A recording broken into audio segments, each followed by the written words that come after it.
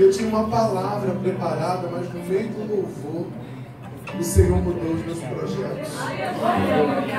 No meio da palavra, o Senhor mudou aquilo que eu ia falar. E eu estou com um sentimento no meu coração, um sentimento de restituição. Oh, glória! Quantos aqui já foram roubados, não fisicamente, ou os físicos, mas roubados emocionalmente, roubados espiritualmente, sem ter isso na sua mão? Se eu dissesse para você que nessa manhã Deus quer nos restituir. Aleluia! Abra sua Bíblia em Joel.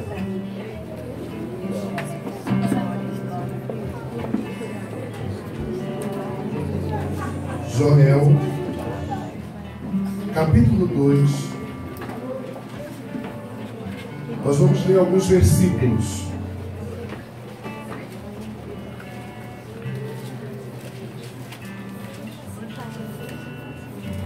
Minha voz está um pouco cansada, que esse final de semana foi intenso.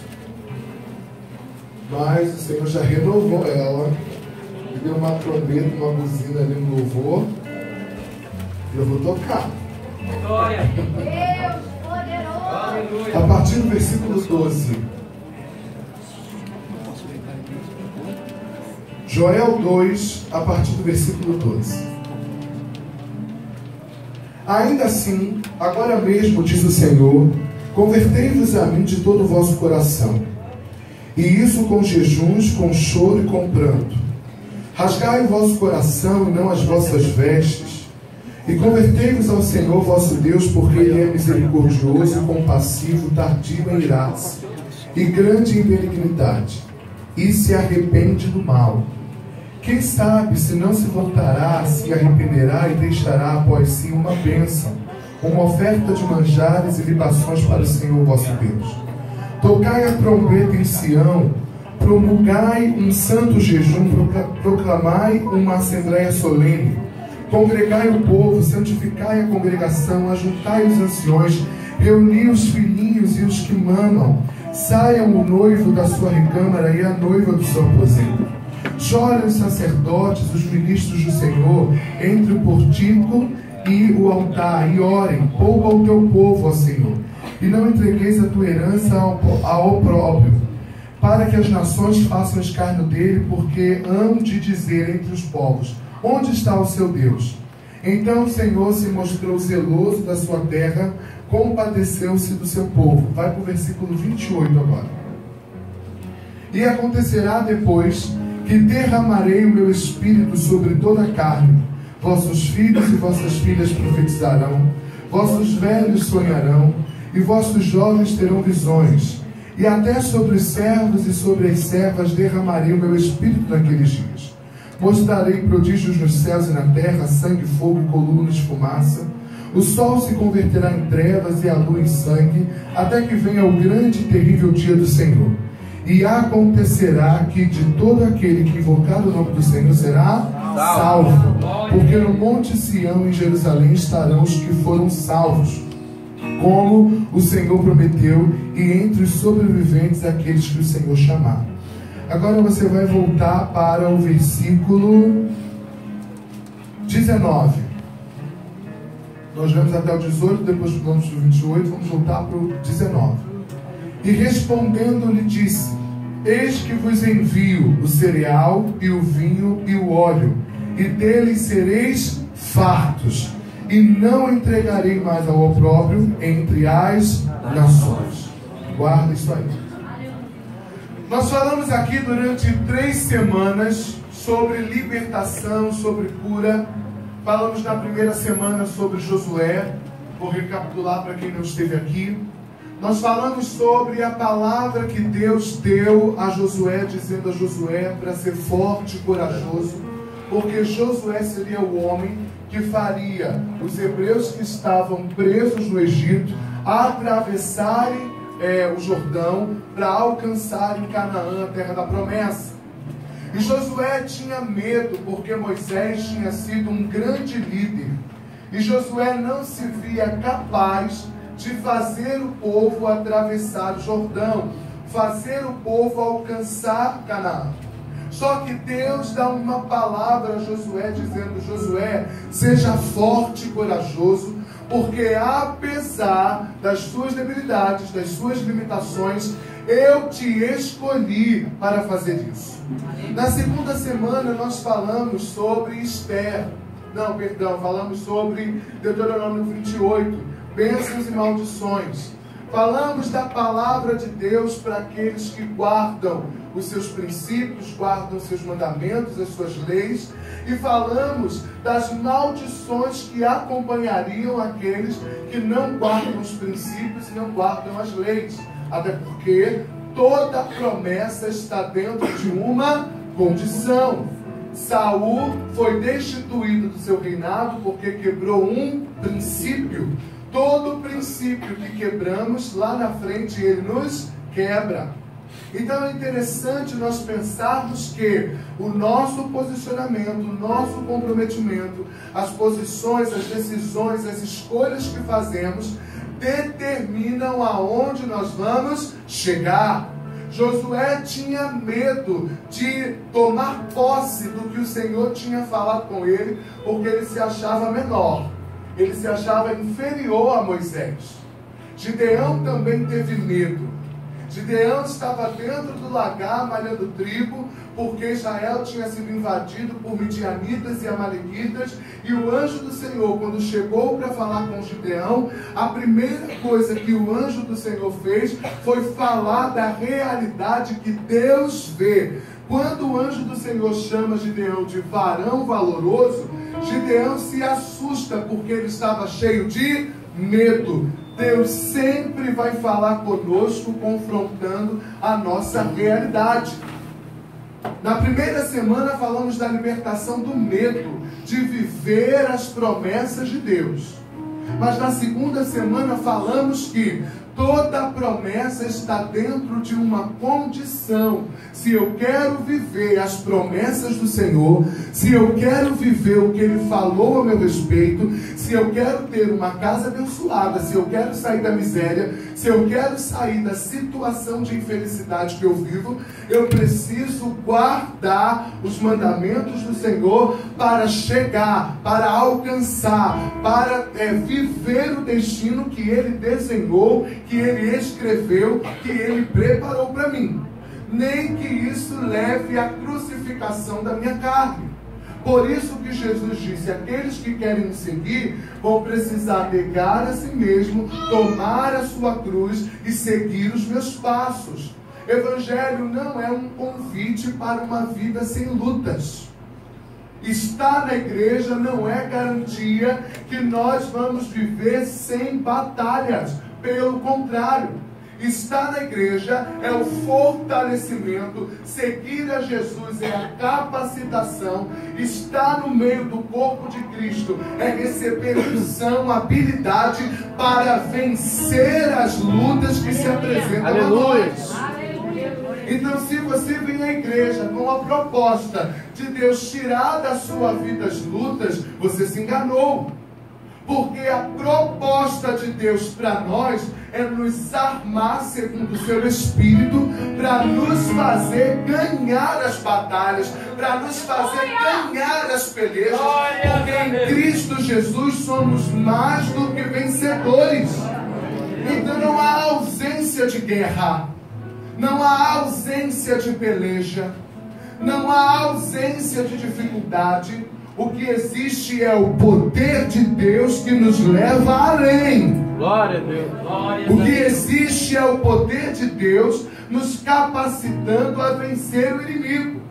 Vamos voltar em Josué, quando ele precisa enfrentar Jericó, e existe uma muralha, onde 2 caminhões passavam em cima da muralha. Uma prostituta morava na muralha. Pense o tamanho da dificuldade, da barreira que Josué enfrentou. E de repente nós temos Deus dando a Josué uma estratégia.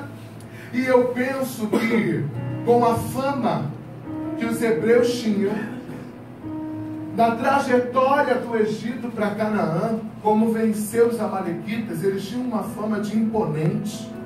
E de repente a cidade de Jericó está sempre invadida por um grupo de hebreus que tem um Deus invisível, que a fama desse Deus é de um Deus violento, um Deus vitorioso, um Deus que extermina os inimigos, e de repente a cidade de Jericó vê milhões e milhões de hebreus rodeando a cidade 7 vezes, e a muralha não caiu apenas por causa de um grito, a muralha caiu por causa do posicionamento que eles tomaram.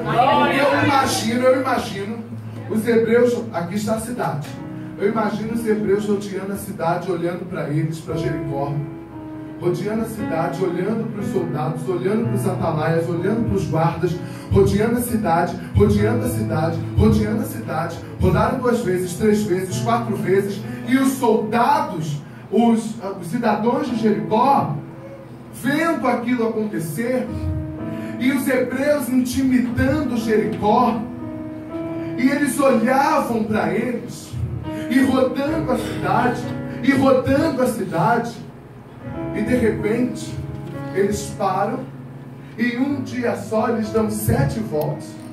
Eu acredito que Jericó tenha pensado: o que eles estão fazendo? Aleluia. Eles já estão há 7 dias rodando, e em um dia só eles rodaram 7 vezes. O que eles estão armando? E de repente a muralha cai por causa do grito, do brado.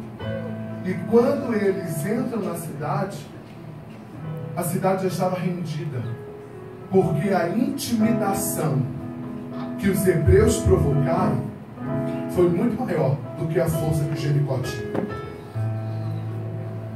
Diante das lutas, diante das barreiras, diante das muralhas, muitas vezes nós vamos precisar enfrentar os obstáculos, mas nós pedimos a Deus para que tire as barreiras, mas Deus não trabalha dessa forma.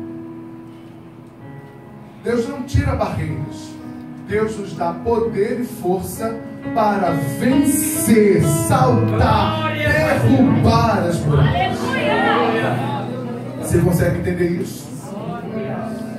Que o modo como Deus tem agido não é o modo como você tem pensado que Ele tem que agir.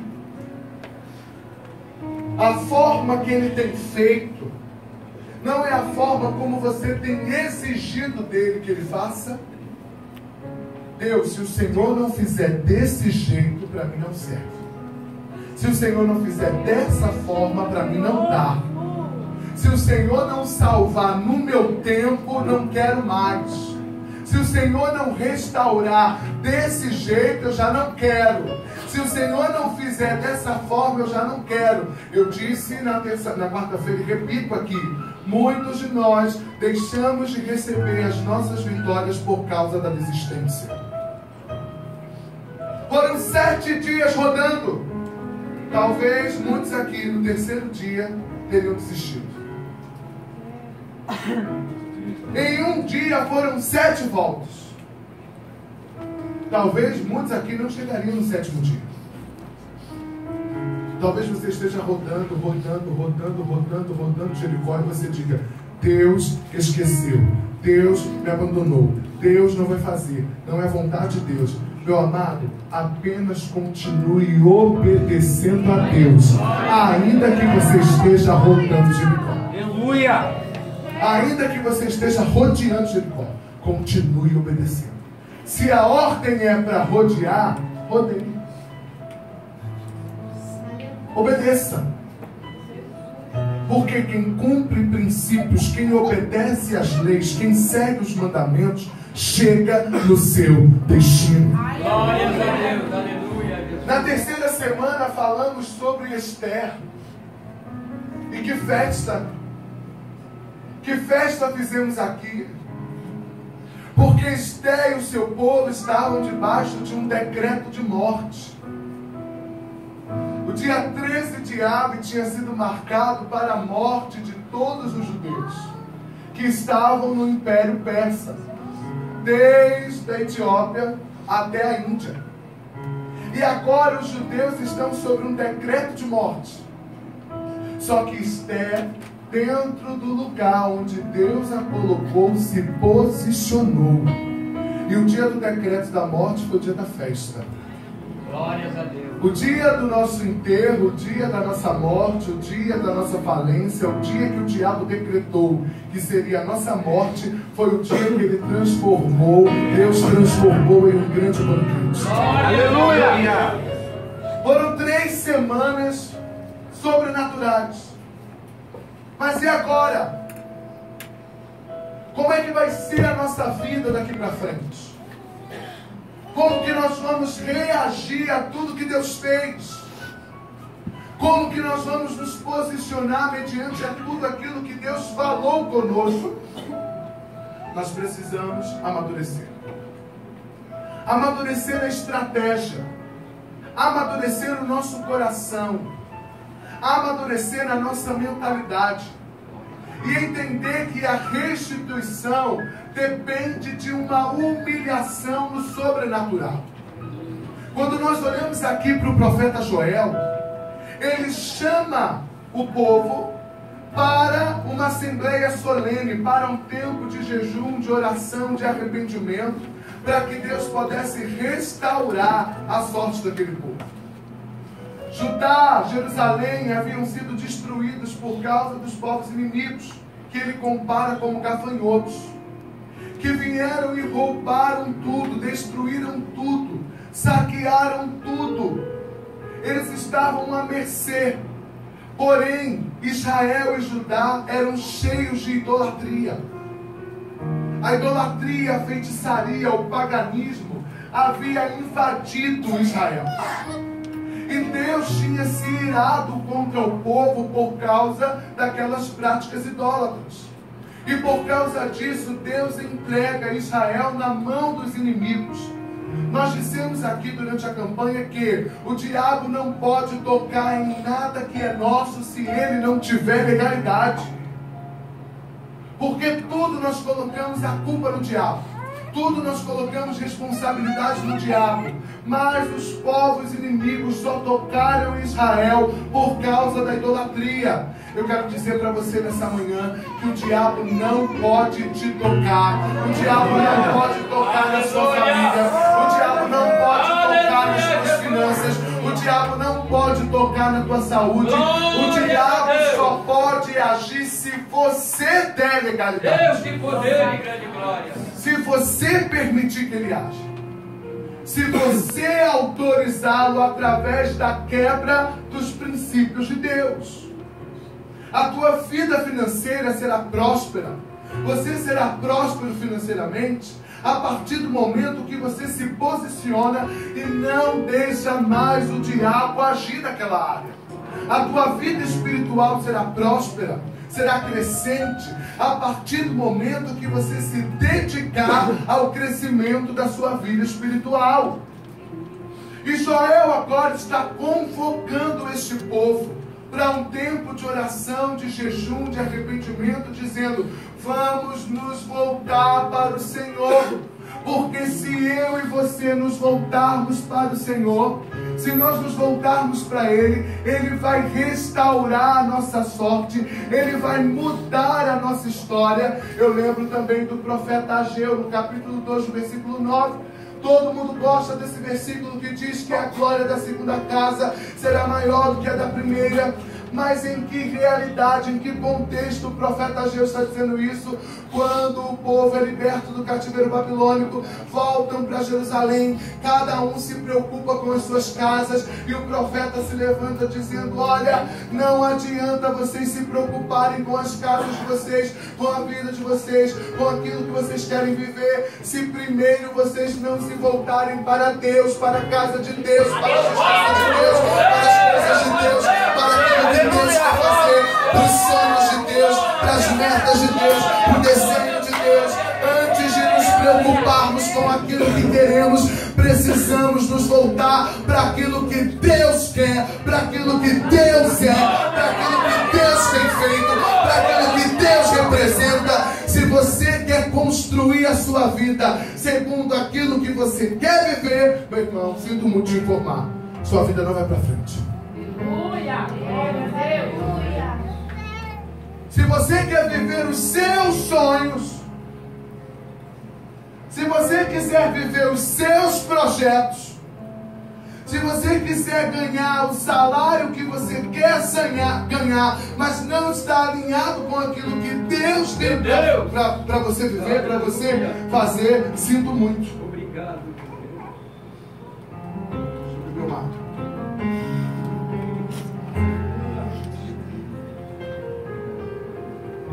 Se você não alinhar o seu coração com o coração de Deus, algumas coisas vão ficar retidas na sua vida. Por isso que Ageu diz: voltem-se para a casa de Deus, porque a glória da segunda casa será maior do que a da primeira. Por isso que Mateus diz que precisamos buscar o reino de Deus e a sua justiça, e as demais coisas nos serão acrescentadas. Por isso que precisamos nos voltar para Deus, para que Deus faça aquilo que Ele quer que cada um viva. Até porque o diabo colocou em nós um sofisma. Aí eu digo sim, o diabo. O diabo plantou no nosso coração uma ideia de que nós podemos viver aquilo que queremos, porque a gente faz assim. Primeiro a gente sonha, primeiro a gente escreve, primeiro a gente desenha aquilo que nós queremos viver e apresentamos para Deus aquilo que nós sonhamos, aquilo que nós idealizamos, aquilo que nós realizamos. Nós escrevemos, desenhamos, pensamos e apresentamos para Deus e pedimos: Deus abençoa. Mas não é isso que Ele quer. Nós precisamos quebrar essa estrutura. Porque o correto é eu estar diante de Deus, como fez Davi, quando construiu um esquema de adoração e intercessão diante da arca. Ele viu o que estava sendo feito nos céus. Nós precisamos estar próximos de Deus, contemplando o trono de Deus, contemplando o Senhor, tendo uma vida de intimidade, de relacionamento com Deus, para que vejamos nele o que Ele tem feito, o que Ele quer, o que Ele tem para nós, e mediante aquilo que eu vejo, eu começo a comprar o sonho de Deus, começo a me envolver com o sonho de Deus, começo a viver o sonho de Deus, e Deus começa a me dar recursos para viver aquele sonho. Sabe por que muita coisa na nossa vida não dá certo? Porque a gente tem a ideia de Deus abençoa, quando na realidade Deus já tem tudo construído e Ele está dizendo para nós: viva isso, porque se você viver isso, você não vai precisar enfrentar inimigos, porque dos inimigos que vão se levantar contra a minha ideia, eu dou conta deles. Dos inimigos que se levantarem contra os meus projetos, os meus planos, eu dou conta deles. Nós precisamos aprender a ver em Deus, em observar, em contemplar o Senhor e ter dele o que Ele tem para nós. Qual a profissão, qual a empresa, qual o trabalho, qual a nação, qual o ministério, qual é a pessoa que Deus tem para você. Já parou para pensar que existem coisas que não dão certo e talvez você esteja pagando o preço disso até hoje porque você não consultou a Deus?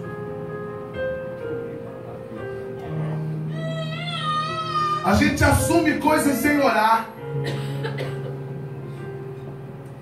A gente entra em situações sem perguntar a Deus se é aquilo que Ele tem. Falamos as coisas sem consultar a Deus. Achamos que o ministério é natural.